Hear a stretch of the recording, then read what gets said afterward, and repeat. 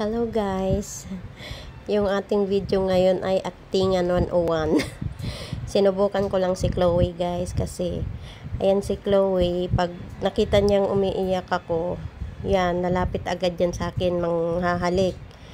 Yan ang aking comforter. Kaya niloko ko siya guys, magtutupi sana akong damit. Niloko ko silang umiiyak ako. Si Max walang pakialam. Pero si Chloe talaga guys, tingnan nyo. Ganyan kasi yan sa akin si Chloe.